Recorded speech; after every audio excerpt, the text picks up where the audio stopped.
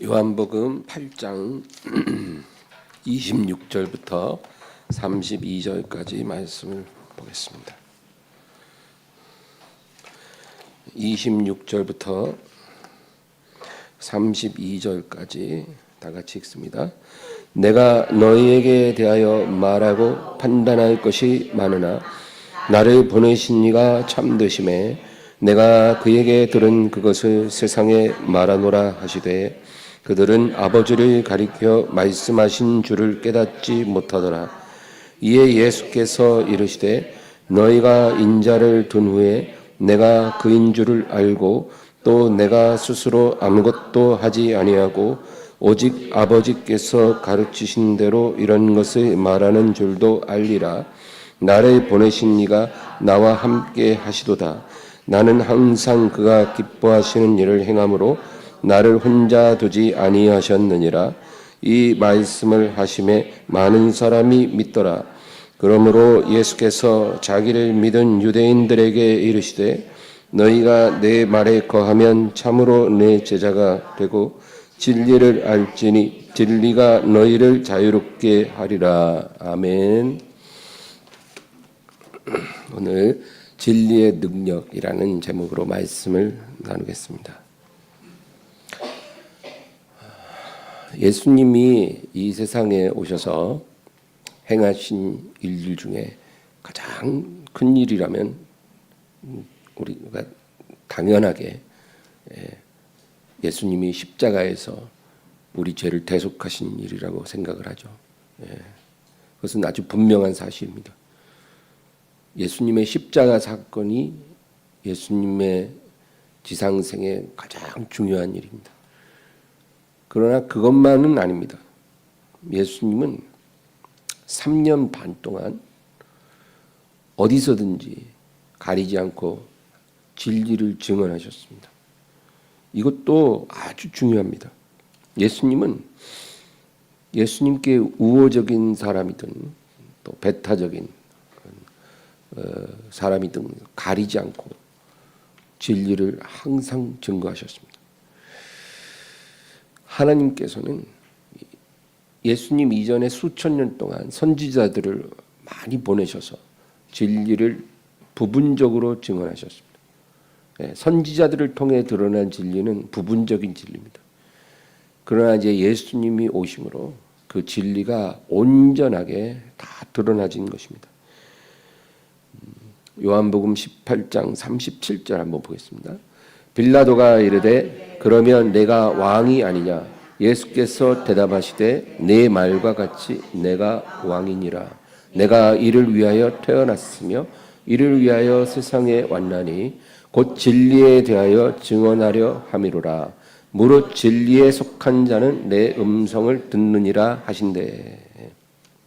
예수님이 빌라도와의 대화에서 빌라도가 묻습니다. 네가 왕이냐? 네가 유대인의 왕이냐? 그러니까 네 말과 같이 내가 왕이니라. 그러시고는 뭐라 그러면 내가 진리를 증언하기 위하여 태어났고 그것을 위하여 이 세상에 왔다. 그렇게 말씀합니다. 내가 진리를 증언하기 위해 이 세상에 왔다. 그러니까 예수님이 오신 목적이 뭐라고요? 예수님이 직접 밝히신 목적은 내가 진리를 증언하기 위해 온 것이다. 그러므로 진리에 속한 자는 다 내 음성을 들으리라. 근데 사람들이 일반적으로 진리라고 그러면은 그 어떤 걸 생각할까요? 진리라는 말은 우리 기독교인만 쓰는 게 아니라 모든 사람들이 종종 쓰지 않습니까?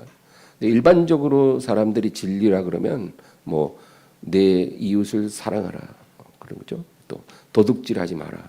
도둑질은 나쁜 일이다. 자기가 심은 대로 나중에 거두게 되리라. 뭐 이런 것들을 우리는 일반적으로 진리라고 생각을 하죠. 그런데 그런 것들은 진리의 핵심이 아니라 진리에서 파생된 진리입니다. 그러니까 진리의 본체가 있으면 거기서 파생된 진리, 부분적인 조각들인 것이죠. 여러분 해가 있잖아요. 해.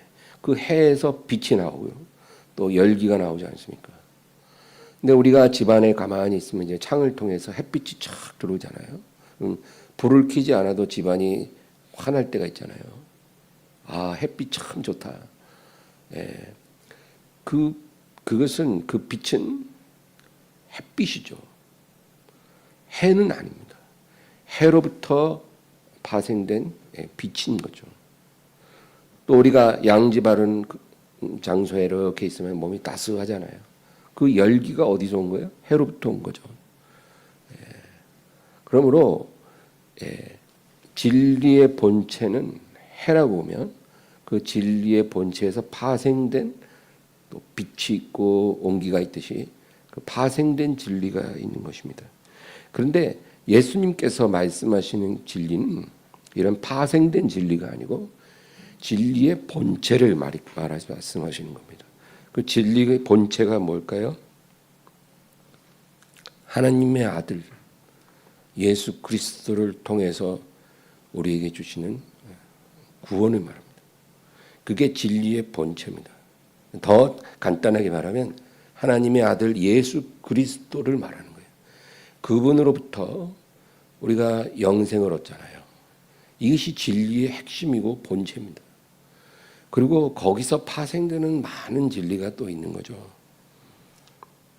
그런데 사람들은 진리의 본체에 대해서는 관심이 없고 거기서 파생된 진리에 대해서만 만족을 합니다.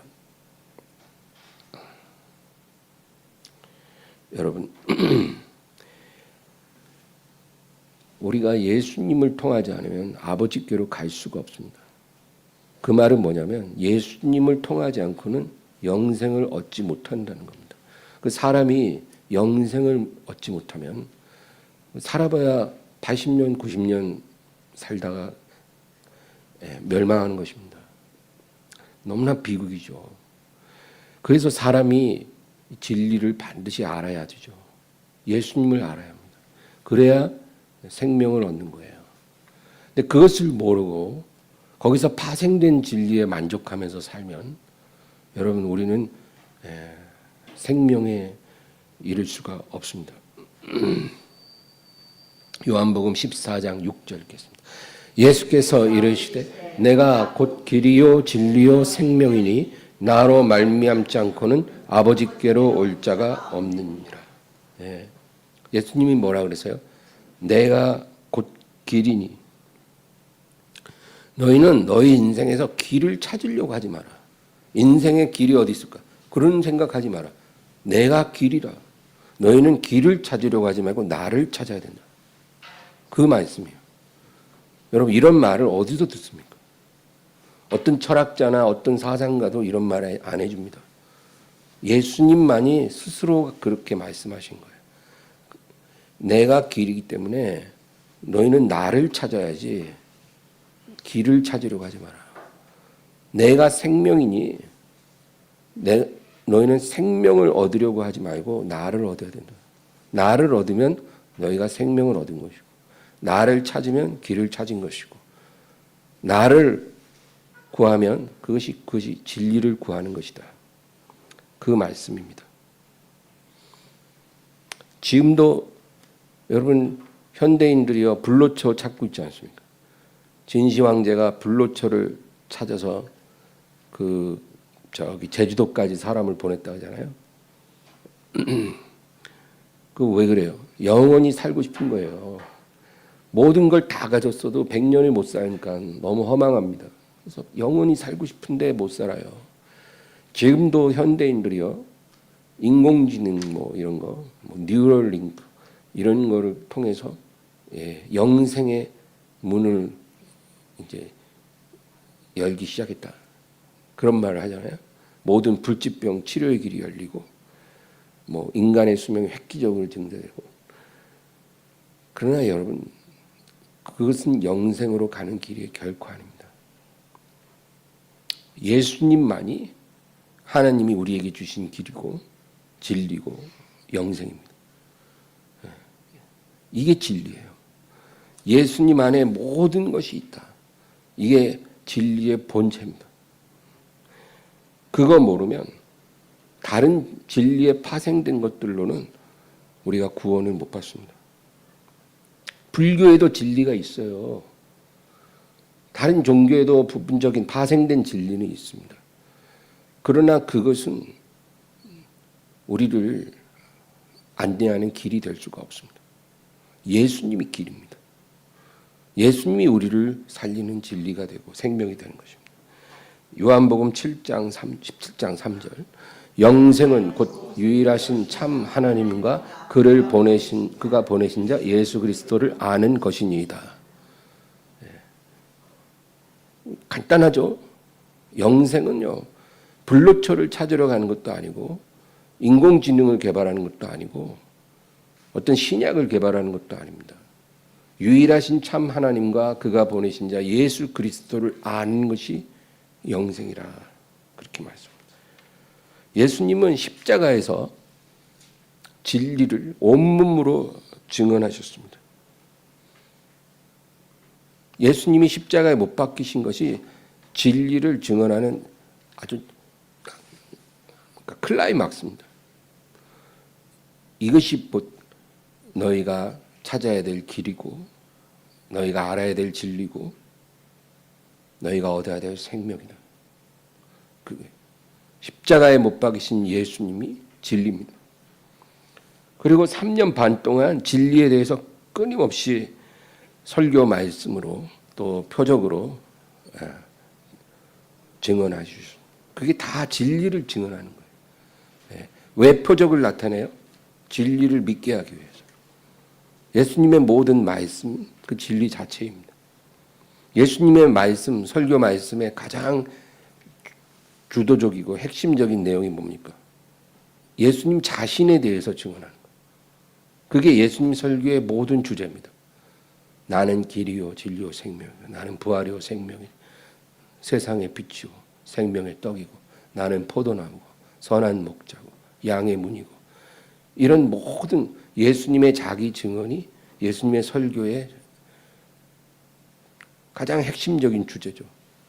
진리를 증언하신 거예요. 그 진리가 뭐예요? 예수님 자신입니다. 그럼에도 불구하고 예나 지금이나 사람들은 진리에 대해서 관심이 없습니다. 오로지 자기 자신, 자기 인생에 대해서만 관심이 있습니다. 그래서 예수님이 지난 시간에 우리가 나눈 24절에 이런 말씀하십니다. 24절.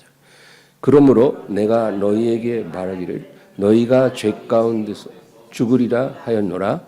너희가 만일 내가 그인 줄 믿지 아니하면 너희 죄 가운데서 죽으리라. 너희가 만일 내가 그인 줄 믿지 않으면 너희 죄 가운데서 죽으리라. 예수님이 진리라는 사실, 예수님이 진리라는 사실을 너희가 믿지 않으면 너희는 너희 죄 가운데 살다가 죽을 것이고 내가 가는 곳에 오지 못하리라. 예수님 분명히 말씀하셨어요. 내가 그인 줄 믿지 아니하면 이 말은 내가 그리스도고 살아계신 하나님의 아들이고 내가 길이고 내가 진리 자체고 내가 영생이라는 사실을 너희가 믿지 않으면 내가 아버지께로 가는 유일한 길인 것을 너희가 믿지 않으면 너희는 죄 가운데서 죽을 것이다. 그 다음 25절. 그들이 말하되 네가 누구냐? 예수께서 이르시되 나는 처음부터 너희에게 말하여온 자니라. 나는 태초부터 지금까지 너희에게 말하여온 자다. 그 말은 영원하신 하나님의 말씀이시라는 거죠. 그러니까 이 말씀 진리가 육신이 되신 분이 그 앞에서 계신데도 그분을 보면서도 들으면서도 깨닫지 못하는 것이 현실입니다. 이제 오늘 말씀 본문 26, 27절 읽겠습니다. 내가 너희에게 대하여 말하고 판단할 것이 많으나 나를 보내신 이가 참 되심에 내가 그에게 들은 그것을 세상에 말하노라 하시되 그들은 아버지를 가리켜 말씀하신 줄을 깨닫지 못하더라. 내 말을 믿지 않는 너희들을 내가 판단할 것이 사실 많다는 거예요. 무서운 말씀이죠. 내가 너희를 판단한다는 것은 너희를 심판하겠다는 거죠. 그러니까 나를 믿지 않기 때문에 내가 너희를 심판할 일이 많지만 지금은 그때가 아니라는 겁니다. 여러분, 때라는 거 우리 많이 나눴잖아요. 때, 하나님의 때. 하나님이 구원하실 때가 있고 용서해 주실 때가 있고 또 심판하실 때가 다 있는 거예요. 근데 지금은 심판의 때가 아니고 은혜 받을 때, 구원의 날이기 때문에 내가 너희에 대한 판단을 하지 않고 내가 아버지께 들은 말씀을 너희에게 다 전하노라. 그렇게 예수님 말씀하십니다. 그러니까 지금 너희는 내가 말하는 말을 받아들이고 믿어야 한다는 것입니다. 28절 이에 예수께서 이르시되 너희가 인자를 둔 후에 내가 그인 줄을 알고 또 내가 스스로 아무것도 하지 아니하고 오직 아버지께서 가르치신 대로 이런 것을 말하는 줄도 알리라. 너희가 인자를 둔 후에 내가 그인 줄을 알리라. 그 말씀입니다. 지금은 내가 너희 앞에 서서 아무리 말을 해도 너희 눈이 가리워지고 귀가 가리워져서 너희가 진리를 깨달을 수 없을 것이다. 그러나 너희가 나를 십자가에 매단 후에 이제 하나님의 때가 이르러 너희 마음이 열리면 내가 그인 줄을 알게 될 것이다. 내가 이 세상에 있으면서 내가 전한 모든 말, 내가 행한 표적들, 그리고 내가 왜 이 세상에 와서 십자가에 매달려야 했는지 이 모든 것을 너희는 알게 될 것이다. 내가 이 세상에 온 목적이 진리에 대하여 증언하려 한 것인 것, 그리고 그 진리가 바로 나에 관한 것인 것을 너희는 알게 될 때가 올 것이다. 그런 말씀이에요. 그러고 나서 그 후반에 보면은 내가 스스로 아무것도 하지 아니하고 오직 아버지께서 가르치신 대로 이런 것을 말하는 줄도 알리라. 예수님은 진리에 관하여 증언을 하러 오셨지만 그것과 아울러 자기 부인의 길에 대해서 증언을 하고 계십니다. 그러니까 진리에 관해서도 증언하시고 자기 부인의 길에 관해서도 증언하십니다. 이 진리와 자기 부인은 아주 중요한 상관관계가 있습니다. 오늘 우리가 나눌 말씀의 아주 중요한 부분입니다. 진리와 자기 부인은 뗄래야 뗄 수 없습니다. 내가 스스로 아무것도 하지 아니하고 내 스스로는 아무것도 하지 않겠다는 것. 할 수 있는데 그렇게 하지 않겠다는 것. 오직 아버지께서 가르치신 대로 내가 모든 것을 말한다. 내가 행한다는 것. 내가 말하고 행하는 것들은 스스로 하는 게 아니라 오직 내 아버지께서 내게 주신 대로 가르쳐 주신 대로 내가 한다는 것입니다. 여러분 이게 자기 부인입니다. 우리가 뭐를 하고 싶어도 할 수가 없는 것은 자기 부인이 아니죠. 내가 지금 정말 배가 고파요. 배가 고픈데 먹고 싶어도 먹을 게 없어. 그래서 못 먹었어요. 그거는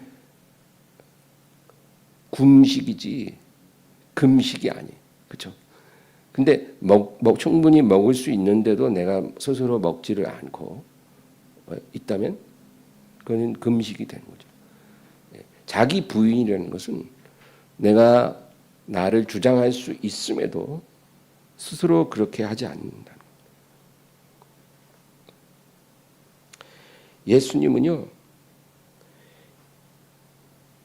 사람이 이 세상에서 자기 부인이 안 되면 절대로 진리를 소유할 수도 없고 진리를 행할 수도 없다라고 말씀하신 겁니다.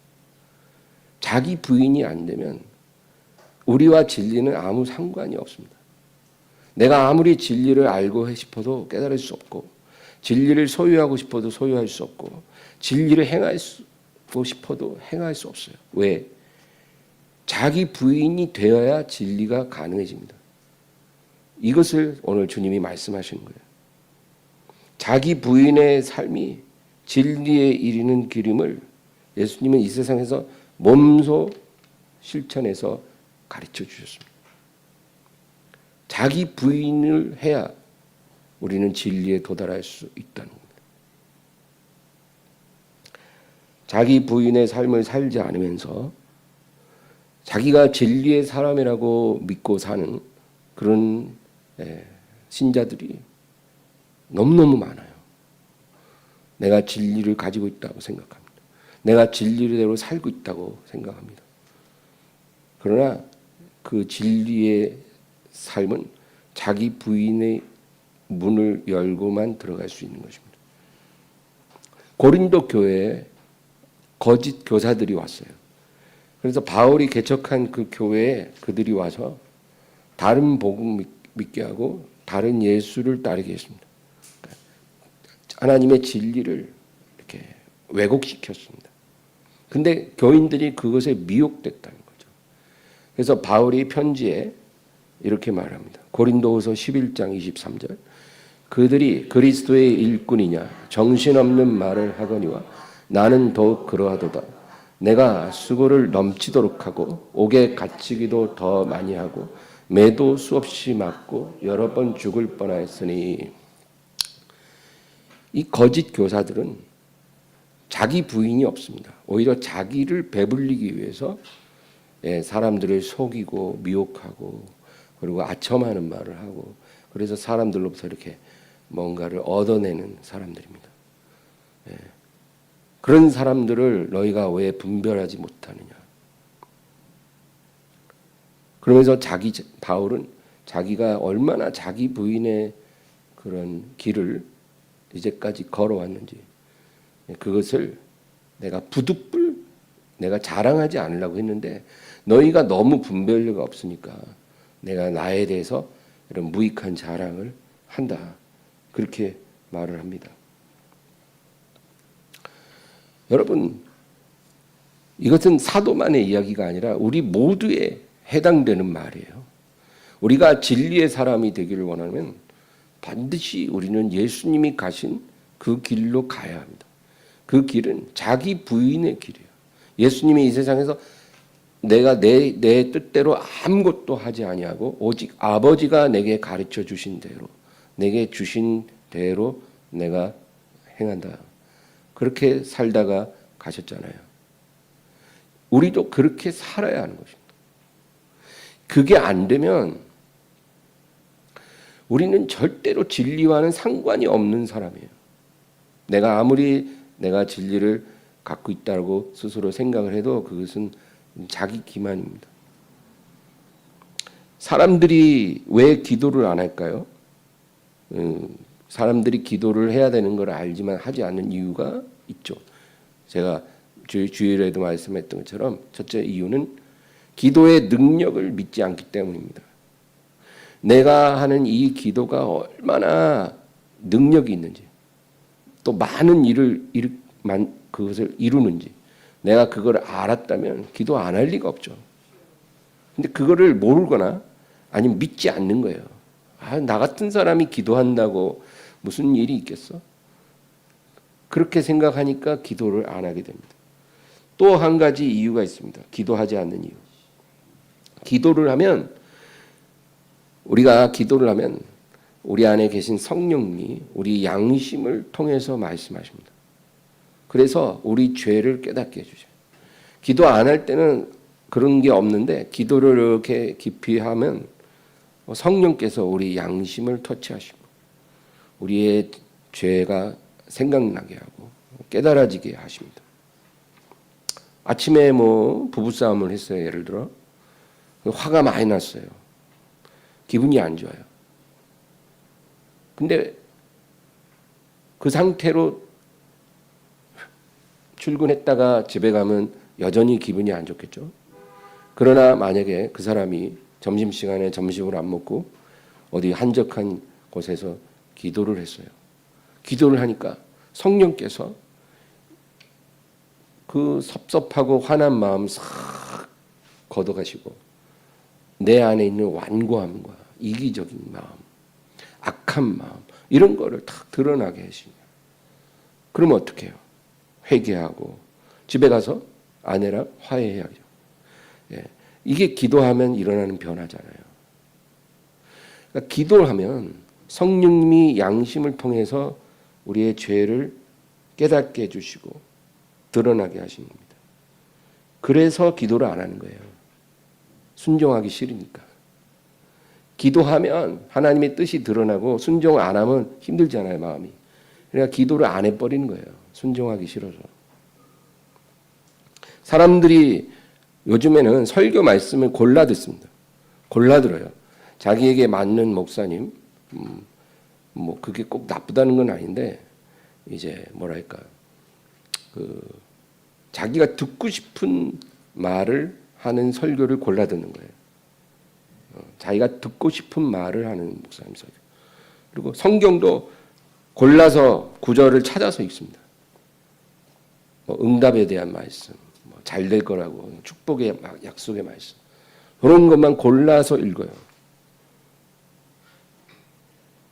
왜 그렇게 합니까? 듣기 싫은 설교 들으면 내 죄가 자꾸 드러나잖아요.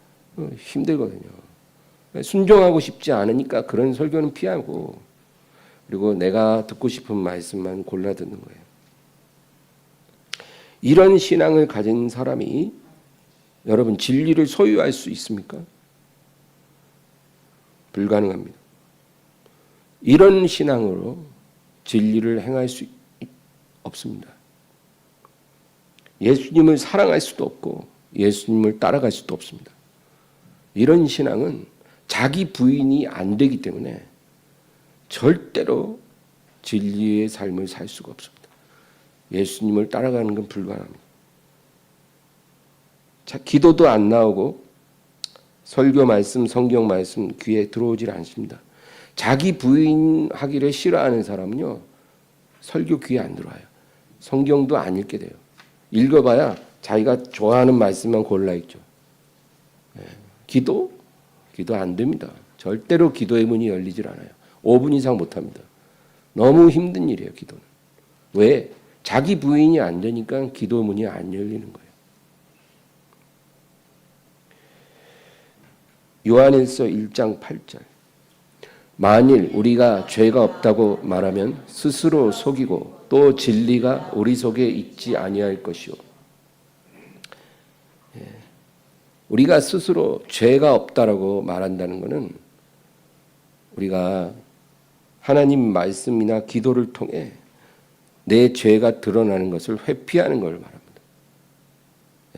자꾸 회피하기 시작하는 것. 그것이 죄 없다고 말하는 것입니다. 회개하기 싫은 거예요. 내 죄가 드러나서 마음이 불편해지는 상황이 싫은 거예요. 그래서 그걸 자꾸 밀어내요. 그런 상황을. 그것이 죄 없다고 말하는 것입니다. 그러면 우리는 스스로를 속이는 것이고 진리가 우리 속에 있을 수 없다. 불가능합니다. 요한일서 2장 4절 그를 아노라 하고 그의 계명을 지키지 아니하는 자는 거짓말하는 자요 진리가 그 속에 있지 아니하되. 그의 계명이라는 것은 우리를 향한 하나님의 모든 뜻을 말합니다. 그런데 우리가 하나님을 믿는다고 예수님을 안다고 하면서 우리를 향한 하나님의 뜻을 따르지 않는 순종하지 않는 것은 그것은 거짓말하는 자요 진리가 그 속에 있지 아니한 사람이다.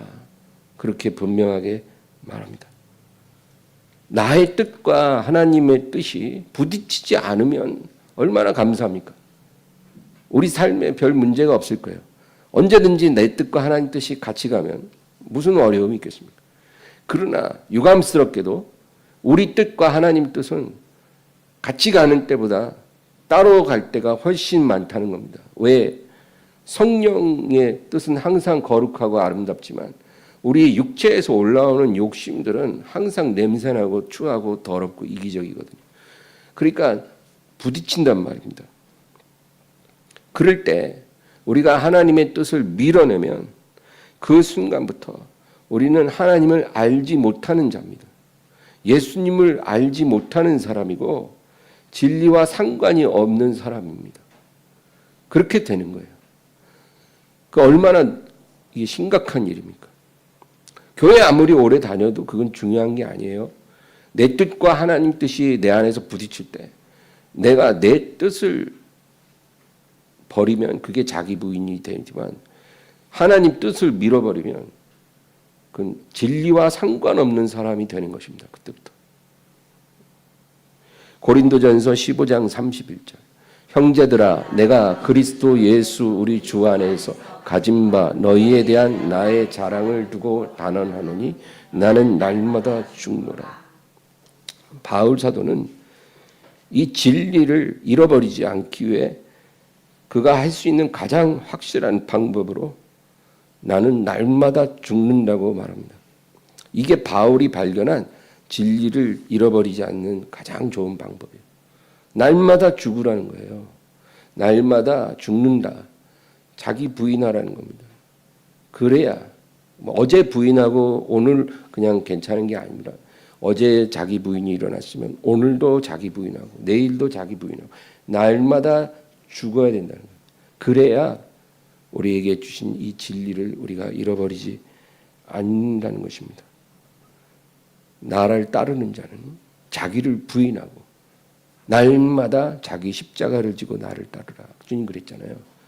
그러니까 여러분 우리가 예수님을 믿는 것과 자기 부인하고 주님을 따르는 것은 아주 다른 차원의 믿음입니다. 그 밑에 33, 34절 속지 말라. 악한 동무들은 선한 행실을 더럽히나니 깨어 의를 행하고 죄를 짓지 말라. 하나님을 알지 못하는 자가 있기로 내가 너희를 부끄럽게 하기 위하여 말하노라. 속지 말라. 예. 바울이 이 말을 나는 날마다 죽노라 하고 나서 하는 말이에요. 속지 말라.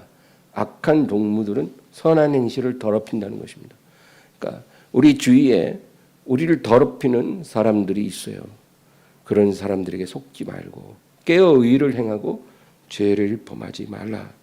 그렇게 권면합니다. 요한복음 12장 23, 24절 읽겠습니다.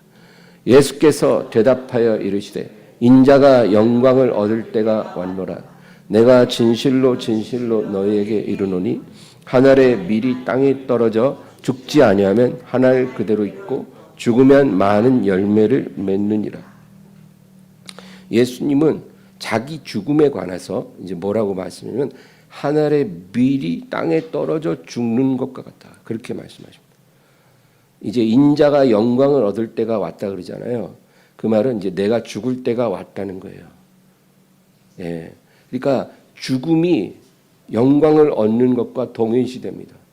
여기 놀라운 진리가 있어요. 우리가 주 안에서 죽음을 경험하는 것은 그것이 곧 영광을 얻는 것과 동일한 겁니다. 하나님은 우리에게 생명을 주기 위해서 죽음으로 인도하십니다. 이 죽음이 생물학적 죽음이 되면 순교가 되겠지만 우리 자아의 죽음, 날마다 죽는 죽음도 있잖아요. 이런 죽음이 우리를 영광스럽게 한다는 겁니다. 이런 죽음을 경험하지 않고 부활이 없다는 거예요. 그리고 예수님은 자기 죽음에 관해서 이제 영광을 얻을 때가 왔다 말씀하시고 하늘의 밀이 땅에 떨어져 죽지 않으면 하늘 그대로 있고 죽어야 많은 열매를 맺으리라. 그렇게 말씀합니다. 그리고 그 밑에 26절도 있겠습니다. 사람이 나를 섬기려면 나를 따르라. 나 있는 곳에 나를 섬기는 자도 거기 있으리니 사람이 나를 섬기면 내 아버지께서 그를 귀히 여기시리라. 하늘의 밀이 땅에 떨어져 죽어야 열매를 맺는 것처럼 이제 내가 죽음으로 영광 얻을 때가 왔는데 이것은 나로 끝나서는 안 되고 너희가 만일 나를 따르려고 하거든 이 길로 와야 된다는 것입니다. 너희가 이와 같이 나를 섬겨야 그것이 참된 섬김이 된다는 거예요. 그리고 이런 사람을 아버지께서 귀히 여기시리라. 여러분, 우리가 예수님을 따라서 날마다 죽고 자기 부인을 이루고 그러한 죽음에 이르는 길을 우리가 걸어가면 아버지께서 그를 귀히 여기신다는 겁니다. 그 말은 우리를 통해 영광 받으시고 우리의 통해 열매가 풍성하게 맺게 해주신다. 그 말입니다. 이런 사람이 진리의 사람입니다. 그 밑에 32, 33절. 내가 땅에서 들리면 모든 사람을 내게로 이끌겠노라 하시니 이렇게 말씀하시면 자기가 어떠한 죽음으로 죽을 것을 보이심이로라. 내가 땅에서 들리면 이게 뭐예요? 예수님이 십자가에 매달리심을 말합니다. 내가 십자가에 매달려 죽으면 모든 사람을 내게로 이끌겠노라. 모든 죄인들을 구원하는 그 능력이 나타날 것이다. 그 얘기입니다. 예수님이 죽지 않으면 하나를 그대로 미리 있는 것과 같고 십자가에 들려서 죽임 당하시면 내가 모든 사람에게 구원을 베푸는 능력이 나타날 것이다. 이것이 하나님이 일하시는 방법입니다. 예수님도 이렇게 사셨고 예수님을 따르는 우리도 이렇게 살아야 한다는 거예요. 이거 못 깨달으면 우리 삶을 통해서 하나님이 아무것도 하실 수가 없어요. 그렇다고 해서 아유 저는 순교는 너무 힘들어요. 순교하라는 말이 아니고 날마다 죽는 삶이 필요합니다. 내게 주어진 삶 속에 자기 부인 일어나고 내 뜻을 버리고 주님 뜻을 따르는 이 날마다 죽는 삶이 내게 있어져야 나를 통해 하나님이 영광 받으시고 나를 통해 많은 일을 행하시는 거예요. 그것이 참된 하나님이 우리에게 원하시는 그 뜻입니다. 그게 안 되면 그냥 교회만 왔다 갔다 하는 거지 아무 일도 안 일어나는 세상 사람과 별로 다를 것도 없는 그런 삶을 사는 거예요. 그리고 아까 말씀하신 것처럼 너희가 나를 믿지 않으면 죄 가운데 살다가 죽고 나 있는 곳에 오지 못하리라 그랬잖아요. 그런 일이 일어나는 것입니다. 누군가 죽지 않고 죽은 자가 살아나는 일은 없습니다. 한 가정이 무너졌어요. 그 가정에서 한 사람이 주님 앞에서 자기 부인하며 죽는 역사가 일어나지 않으면 그 가정은 살아날 수 없습니다.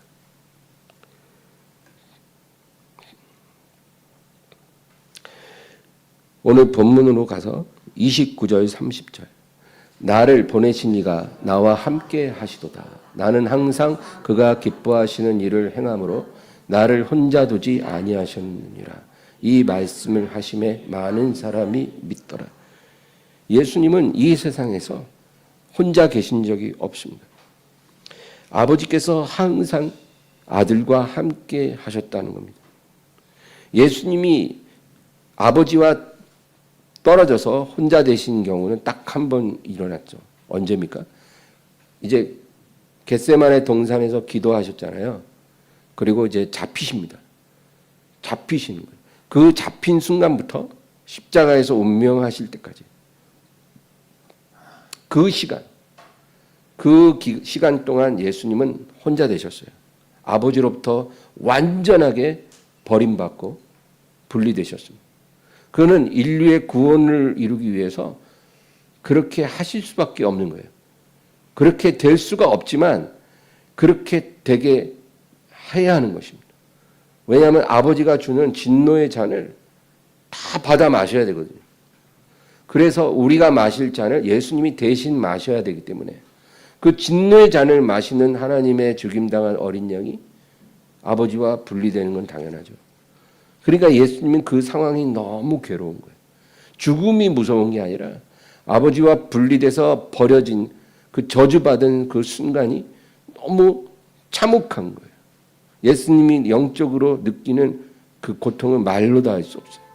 그래서 그 상황을 이겨내기 위해서 3번이나 동산에서 기도하신 거고, 그리고 십자가에서 그렇게 절규를 하신 거예요. 왜 나를 버리셨습니까? 알고 있고 일어나야 할 일이지만 그 고통이 너무 심하니까 그렇게 예수님은 절규하신 거죠.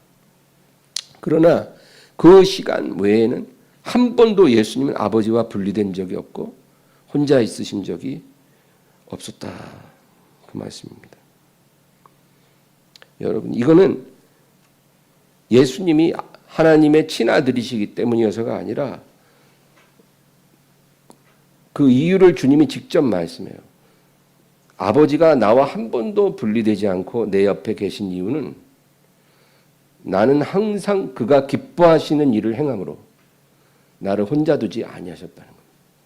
그게 이유예요. 그러니까 이거는 우리도 동일하게 적용되는 거예요. 우리가 하나님이 기뻐하는 곳에 항상 머물고 하나님이 기뻐하는 일을 항상 행할 수 있다면 하나님이 우리를 혼자 두지 아니하십니다. 내가 혼자 있고 싶어도 혼자 안 두십니다. 주님이 내 옆에 계시는 거예요. 이게 중요한 비밀입니다. 주여 내게 오시옵소서, 나와 함께 하소서. 우리가 이런 기도를 우리 많이 하잖아요. 나와 동행하소서. 근데 우리가 하나님이 기뻐하시지 않는 곳으로 가고 하나님이 기뻐하지 않는 일을 하면서 그런 기도를 하면 어떻게 하나님이 우리와 함께 하시겠냐고요. 그럼 불가능한 거예요. 이루어질 수 없는 기도를 하는 거예요. 그러므로 우리도 예수님처럼 내가 항상 그가 기뻐하는 일을 행함으로 나를 혼자 두지 아니하신다는 말씀을 기억해야 돼요. 그러므로 내가 지금 어디 있는가? 내가 무엇을 하고 있는가? 늘 그런 것이 우리의 염두에 있어야 돼요. 우리가 영적으로 민감해서 항상 그것을 스스로에게 체킹을 해야 됩니다. 그것이 하나님이 나를 혼자 두지 않는 유일한 조건이 됩니다. 31, 32절. 그러므로 예수께서 자기를 믿은 유대인들에게 이르시되 너희가 내 말에 거하면 참으로 내 제자가 되고 진리를 알지니 진리가 너희를 자유롭게 하리라. 예. 예수님이 자기를 믿은 유대인들에게 이르시되 그러거든요. 그러니까 믿지 않는 자들에게 말씀하는 게 아니라 이거는 믿은 자들에게 뭐라 그러시냐면 너희가 내 말에 거하면 참으로 내 제자가 되리라. 그러니까 너희가 이제 나를 믿었느냐? 그러면 그 상태에 머물지 말고 너희가 더 나아가야 된다는 거예요. 너희가 만일 내 말에 거하면 너희는 참으로 내 제자가 될 것이다. 그렇게 말씀하십니다. 우리가 예수님에 대해서 믿는다 고백하는 거죠. 신앙 고백하잖아요. 예수님을 믿습니다. 그렇게 고백하는 것과 예수님의 말씀 안에 거하는 것은 다른 것입니다. 예수님은 입술로만 고백하는 그 믿음에 머물지 말고 내 말에 너희가 거해야 한다. 그것입니다. 교회에 나오는 사람 중에 95%는 입술로 예수님에 대한 신앙을 고백하는 사람들이에요. 예수님을 믿지 않으면 교회에 나올 이유가 없잖아요. 그러니까 교회에 일단 나오는 사람들은 예수님을 믿는 사람인 거예요. 물론 5% 정도는 그러지 않아요. 5% 정도는 교회에 그냥 밥 먹으러 오는 사람도 있어요. 또 사람 만나려고 오는 사람도 있어요. 그런 사람이 5%가 있다면 95%는 그래도 예수님을 믿기 때문에 교회에 나오는 거죠. 그런데 그런 믿음으로 충분하지 않다. 거기에 만족하면 안 된다는 겁니다. 예수님은 작은 믿음을 무시하지는 않으세요. 작은 믿음이라고 무시하지는 않지만 그 작은 믿음을 칭찬해 주시지도 않아요. 너희가 거기 머물지 말라. 더 나아오라는 거예요. 깊은 곳으로 나와야 된다. 그게 뭐예요?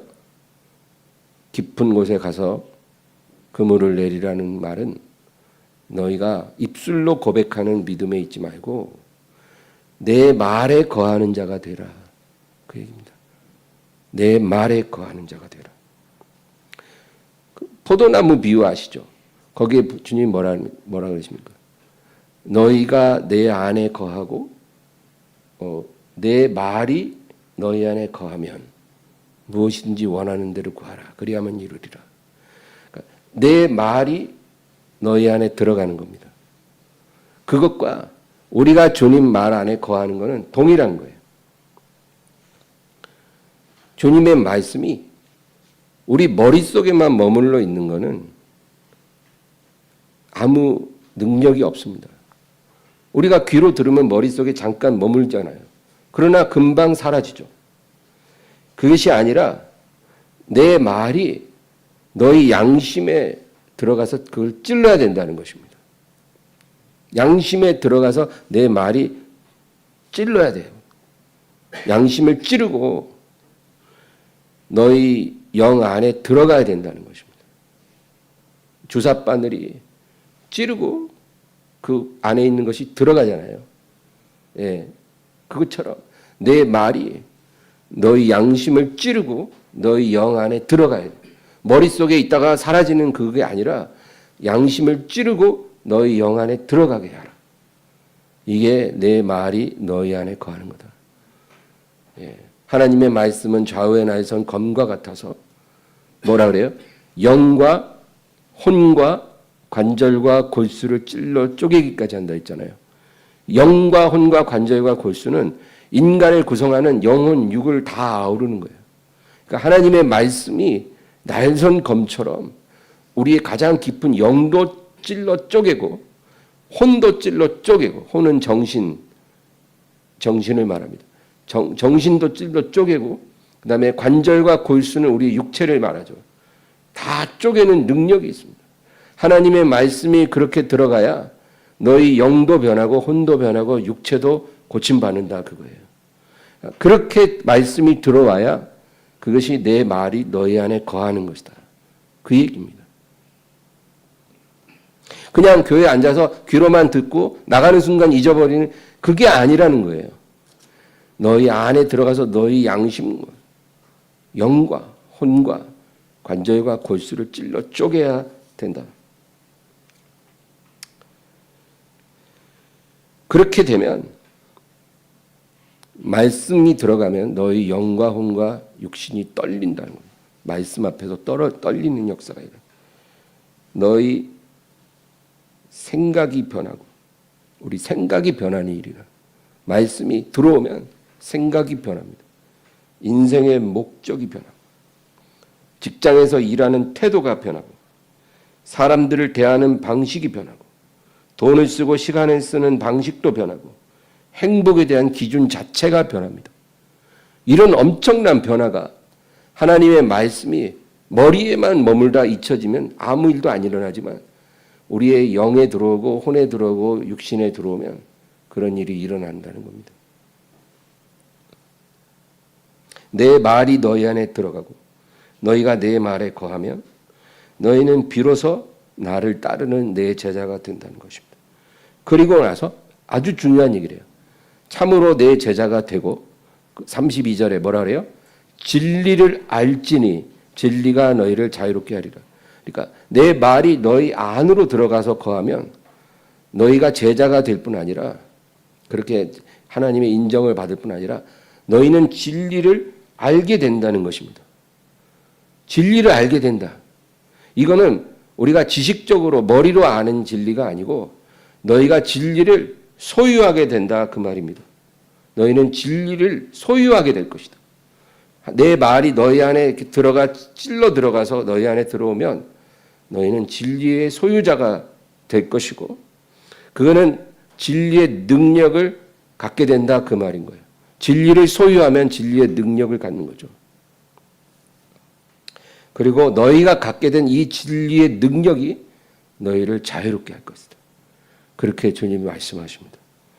머리로 아는 진리는 아무 능력이 없지만 우리가 말씀이 우리 안에 찔러 들어와서 우리가 주님의 제자가 되고 진리의 능력을 갖게 되면 그 능력이 우리를 자유롭게 해줍니다. 이 자유는 우리가 가진 진리로부터 나오는 자유입니다.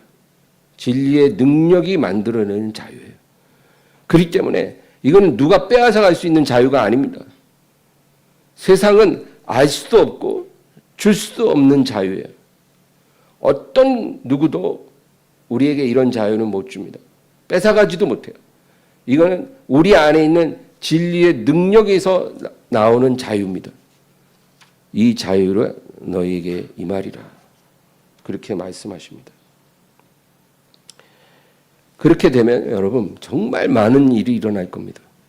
우리가 이제까지 아무리 애쓰고 노력해도 끊어낼 수 없었던 저주의 사슬이 끊어질 것입니다. 우리 가정에 대대로 오는 저주가 있잖아요. 가난의 저주, 지긋지긋한 가난의 저주, 부모로부터 내려오는 여러 가지 귀신이 가져오는 저주들, 또 질병의 저주, 부모한테 어떤 유전병이 있으면 자식도 그 병이 나잖아요. 그런 저주, 내가 고칠 수 없는 나의 어떤 성격적인 어두움, 내가 해결할 수 없는 어떤 죄의 문제, 이런 모든 흉악의 결박이 다 풀어지는 역사가 일어납니다. 왜? 진리의 능력을 가졌거든요. 그러니까 이 능력이 우리의 모든 사슬을 다 끊고 결박을 풀어버리고 우리에게 자유를 주는 것입니다. 주님은 우리에게 이러한 삶을 살아야 한다고 말씀하시는 거예요. 그러려면 진리를 알고 만족하지 말고 내 말이 너희 안에 거하게 해라. 내 말에 너희 안에 들어가게 해라. 그렇게 주님이 말씀하십니다. 여러분 오늘 이 말씀을 생각하면서 우리 하나님 제 안에 진리가 들어오고 하나님의 말이 거하게 하사 내가 그 진리의 능력을 갖게 해주셔서 자유하게 해주셔서 기도하시기 바랍니다. 하나님 아버지 감사합니다. 참으로 우리가 자유하기를 원합니다. 자유하게 하소서. 그러기 위해선 주님 우리가 진리의 사람이 되어야 되고 진리의 능력으로 충만해지기를 원합니다. 주님의 말씀이 임하게 하여 주시옵소서. 그 말씀이 우리 영혼에 들어오게 하시고 우리 양심을 찌르게 하여 주시옵소서. 그래서 그 말씀으로 인해서 내 모든 것이 참으로 변화되는 그러한 기적을 체험하게 하여 주시옵소서. 예수님의 이름으로 기도합니다. 아멘.